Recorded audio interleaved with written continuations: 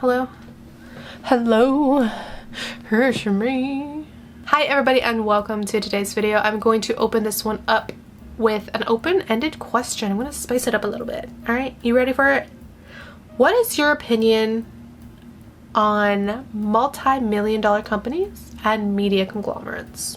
Because my answer is I hate them. I hate them. They suck, right? Today we're going to be talking about just a little company called HBO. More specifically, we're going to be discussing some things going on with House of the Dragon Season 2. Now, I know I'm a little late when it comes to House of the Dragon Season 2 because it already aired a month ago. So I'm not going to be doing a review until the very end of this video, but this is mainly focusing on some things that just happened recently. And I wasn't actually going to do a video on House of the Dragon Season 2 at all because everybody else and their mother has already done one. Some things have happened in the past few days that really got my blood, I keep wanting to say my skin boiling. What? Got my blood boiling. Some things have happened with a specific HBO CEO who has said some stupid things, and I want to call him out on it. So this video is really going to be a rant. I'm going to be honest with you guys, it's going to be me hating on HBO and Warner Brothers Media. I'm in a mood today, okay? I woke up angry. I'm not going to say I'm medicated, but I am recovering from the lung sickness, the black lung if you will. I'm on Dayquil. I don't actually sound too bad. I'm so glad my voice cleared up because I was sounding like a nasally little rat earlier. Little background, I hate Warner Brothers. They are probably the company that gave me the most issues when it came to copyright infringement. Them and Disney. I hate Warner Brothers more because I hate David Zaslav more. So there's something about him that is so goblin-like that it's just ugh. The decisions these CEOs make, it's baffling, you know, and I don't mean to throw this out there, but I'm a learned bitch now. So taking communications and learning about media and PR, I'm what are you guys doing? It comes to a certain point where you have so much money that you transcend beyond PR and media management and all this stuff. You don't even care. You don't even exist in this world. We're specifically talking about another little goblin man called Casey Bloys. So Casey Bloys is the CEO of HBO specifically. He is the one who has recently made some interesting comments. He had an interview with Deadline about some things going on in HBO. I specifically honed in on the House of the Dragon thing because I've been following. There's some other things been going on behind the scenes of House of the Dragon after it aired. There's some comments made, which I'll go over here in a second. So Deadline, this is Deadline interview asking, looking ahead to next Emmy season. Oh my god, if they win an Emmy. If they win an Emmy, it would only prove his point. And I really don't want that. Oh gosh. You already have House of the Dragon. What do you think about its Emmys chances with fans being divided over season 2? And what does this idiot say? He says, well, I'm not sure that the fans were divided over season 2. Sir, quick Google search. Quick Google search will just let you know that that's not true at all. Actually, people were quite divided. So Deadline says maybe just George R.R. Martin. And he's like, yeah, maybe one fan. But no, the show did really, really well. So I think this interview really kind of encapsulates the whole thought process behind not just this specific CEO, but pretty much all CEOs of all media conglomerates, right? You know what really matters? It made money. Money speaks. What do the fans say online? Who cares? I got paid at the end of the day. That's all that matters, right? As a company that produces these shows, wouldn't you want to make the best type of show you could for your fans and keep them coming back for more? I understand that not every season is going to be the best thing ever and everybody's going to have opinions about everything, right? I get that. But to address what was clearly a very divided season, and I think the majority of people can admit that this season was not as good as season 1. So to completely gloss over that people were divided over season 2 is insane to me. It's okay to have a bad season, but at least acknowledge hey, I understand that people are divided, but going forward we will take in your considerations. It's not that hard to make a good statement. One thing that I want to point out about this interview too is the shade thrown at George R.R. Martin. Now I know it wasn't him necessarily that name dropped George R.R. Martin, but he was yes, maybe there's one fan. He played along with it. He is the one who created the books in which your show is based off of.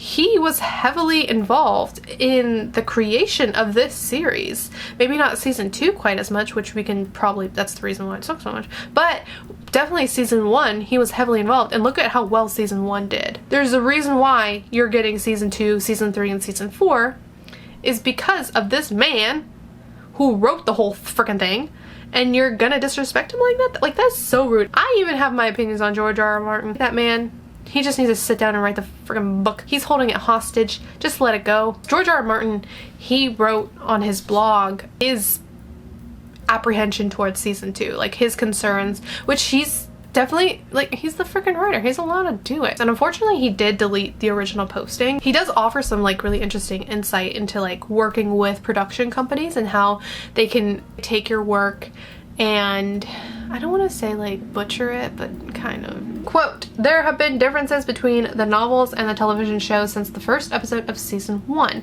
And for just as long, I've been talking about the butterfly effect," which is a very interesting concept that I think really does kind of apply here.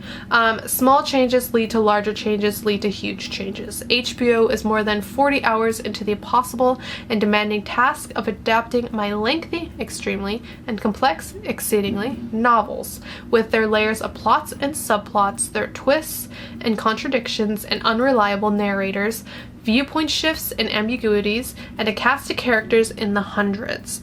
Already, when you're adapting like written format into visual format, you're gonna have to change some things up, because what can be done in a book has to change to fit the format of what can be done in a movie. But with George R.R. Martin's works, his books are a struggle to have to get through. I'm not gonna lie, they're rough. Fire and Blood, however, it's one book, so like realistically squeezing 4 seasons out of 1 book, it shouldn't really be that hard to do. And even he admits, like, another quote, "There has seldom been any TV series as faithful to its source material by and large.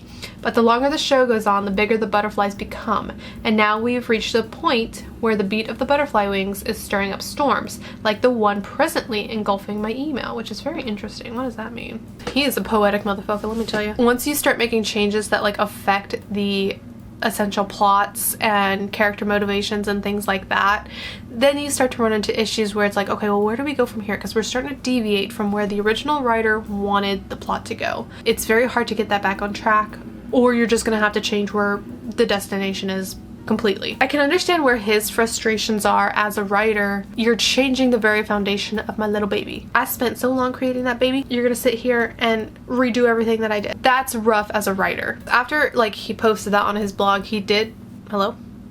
Yeah, I caught you doing that, you son of a bitch. After that blog post, he did end up deleting it, which is very interesting. HBO actually responded to his post, which I also found very interesting. "There are few greater fans of George R.R. Martin and his book Fire and Blood than the creative team on House of the Dragon, both in production and at HBO. Commonly, when adapting a book for the screen with its own formats and limitations, the showrunner ultimately is required to make difficult choices about the characters and stories that the audience will follow. We believe that Ryan Condal and his team have done an extraordinary job, and millions of fans the series the millions of fans the series have amassed over the first 2 seasons will continue to enjoy it." Well, sorry HBO, but you don't know that. Also, again, you're just kind of ignoring what everybody, it's not like, it's different if it's like just the fans saying it, and it's also different if it's just the author saying it, but when you have both sides combined saying something, maybe that's not exactly the comment that you want to go with. Take the constructive criticism and actually apply it. Poor George R.R. Martin. This is what happens when you work with production companies. They are difficult. I think the biggest issue with season 2 came down to the writing. I was kind of curious, what happened? What's going on there? It definitely felt like something was going on behind the scenes. Originally my thought was, because I remember whenever this show was filming, that it was during the writer's strike. So whenever I was originally watching the show, that's what I figured is what we were feeling the effects of, was the writer's strikes. I kind of gave season 2 the benefit of the doubt, which I know a lot of people didn't. It was kind of a unique situation where they were technically allowed to continue filming because they were out of country, and the script itself had already been written and like polished up. Also at the same time, was there maybe some ethical issues going on behind the scenes. Like, sure, maybe the script was written, but maybe they needed to do some rewrites, but some writers were feeling like uneasy about it because like ethically, like legally speaking, they were allowed to, you know, do it, but like ethically maybe they felt bad about doing it. That's the kind of like what I was maybe thinking was happening at the time. I don't know. I was trying to give the show the benefit of the doubt, okay? I was trying to be nice. Writers really get the short end of the stick. That's why there was a writer's strike. One of the writers, Sarah Hess, actually gave a comment to Entertainment Weekly. It was kind of like a little like backhanded comment, and she never like really followed up with it. All she said was, quote, "It wasn't really our choice," unquote. That was kind of like a little bit of a shade because, you know, that's coming from the writer. She's saying the change up, it wasn't really our fault, because I think the original plan was for episode 9 and 10 to be a battle. Yeah, that's what I was expecting too, and I didn't even know originally what the plans were for this season. Based on the format of like Game of Thrones, normally the big battle or like the big action sequence happens in episode 9, and then you got episode 10, which is sort of like the reprieve and then also preparing you for the next season. So that's what is normally expected of the show, and that's what I expected. I did expect a big battle to happen. It's very curious why they didn't have that, because again, episode 8, you're building towards something and then it just ends and it's like, where's the rest of the season? You feel that. There's definitely a glaring issue with the writing and the pacing, because why are you building up, you're crescendoing, I don't even know if that's right, and you don't even have your climax battle fight. And I'm not saying you have to have a battle necessarily, but that's what they themselves built it up to. All you really have to do is have a episode with high tension. It could just be politics. Something with politics where it's very high tension. The whole episode is high stress levels. You get your audience butt cheeks clenched. You're just prepared for something to happen. Then you don't deliver on it? That feels weird. That feels like something happened. And with Hess saying that it wasn't the writer's choice, and I do believe that the direction that they were going, and they were supposed to have episode 9 and 10 be a battle scene, there's something else going on. And obviously it's HBO. I've seen some videos of people like kind of blaming the showrunners and the writers, and it's like, I don't think it's their fault, you guys. I think it's actually HBO. And again, we see studio interference time after time after time. For the love of God, why can't you learn? Because money talks. That's what it is. Another very interesting quote that came out of this, and this is from an HBO spokesperson, not named, so, and I don't know if he was like trying to save HBO's ass to make him look a little bit better. Quote, "Of course, House of the Dragon is a large, complex production, and various other factors such as time and production difficulties will be accounted for as well. So that's not to say budget was the sole reason." So I think he's trying to say, like, you know, it wasn't necessarily that we were trying to cut costs and like save money, and that it was technically also the story was going that direction. Like, he's not directly saying that, but he's also trying to dance around it. He also just pretty much admitted that, well, it's not all budget reasons, but I'm like, okay, well then some of it was budget reasons, so you are cutting costs there. On that note, I also found this too. Warner Bros. Discovery Incorporated Chief Executive Officer David Zaslav has ordered his lieutenants to find additional opportunities for cost cutting in order to hit financial targets for the next couple of years. This is what big companies like this do whenever they need to recover losses. They usually end up just mass firing people. So a lot of people are going to be out of their jobs, unfortunately. This specifically calls out the streaming operation. The streaming operation alone could bear hundreds of millions of dollars in budget cuts, mostly in marketing and technology. Hundreds of millions of dollars in budget cuts, which is very interesting. Like, again, and I don't understand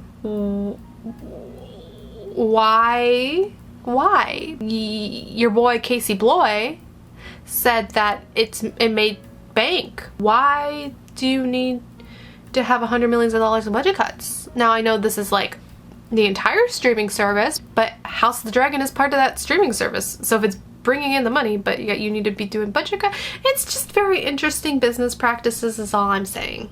That's all I'm saying. Listen, all of this is allegedly. I don't want to get sued by Warner Brothers. Do you think I'm going to get sued by Warner Brothers? I hope not.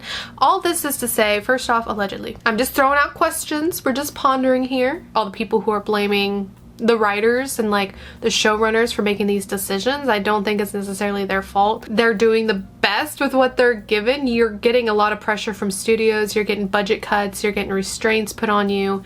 It's a hard industry right now, especially if you're working underneath somebody like David Zaslav. Like, honestly, the worst. He is the worst. worst. I don't think that the issues with season 2 should be solely placed on the writers. These large media conglomerates really suck ass, and that they need to take more responsibility. What is going on with the budgets? I don't like.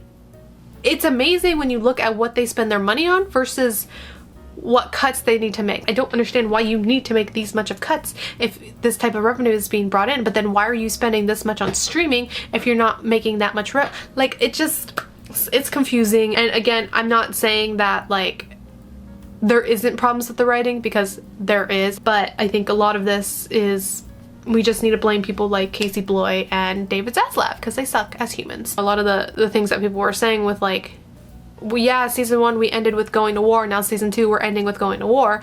Yeah, you kind of end at the same point that you were in the very beginning. Now there's some plot lines where I thoroughly enjoyed, or I would have enjoyed more if this season would have finished itself out. I think honestly, if you had those extra 2 episodes and you kept the writing the exact same, it would have made things so much better. I don't think it's as bad as some people make it out to be. Like, I heard some people say it's as bad as season 8 of Game of Thrones. No, it's not that bad. It definitely is gonna need season 3 to complement it. Like, it feels unfinished. Depending on how season 3 goes, it can either make season 2 look better or make it look worse. We'll just have to see how the future looks. I don't know, I'm very nervous about the future of this just based off of everything that's going on with the company and behind the scenes. And now with George R.R. Martin, I feel so bad for that man. I feel like he's getting bullied. I don't know what's going on with George R.R. Martin. I don't know how Warner Brothers is going to restructure their company and if it's going to affect the quality of shows going forward. But I think season 2 overall is definitely one that we need to give it time. And I think season 3 and season 4 need to come out, and we're gonna see how it's gonna fit into the rest of the series. Because as of right now, it feels unfinished and it feels very unsatisfying. And I do like whoever said that basically the last episode was a trailer for season 3. That's exactly what it felt like. Game of Thrones like nailed that format of having, you're building up that tension up until episode 9. You release all the tension and then you have like the calm and also the setup for the next season. I think they should go back to that format. I don't know why the hell I didn't stick to it. Alrighty, so that is going to be it for today's video. I'm done ranting about stupid companies that steal our money. And where does our money go? Not in the shows we love. I actually have no idea where our money goes, guys. I pay a lot of money for that HBO subscription and I have no clue where that money goes. Anyways, yes, that is it for today's video. Please leave a like, leave a comment. And I'll see you in my next one. Next one's probably going to be Alien Romulus, which was supposed to be this one, but let me tell you, I'm going to be ranting about another company in that one. And I'll see you all a little later. Goodbye. And have a nice life. And don't let big corporations take your money.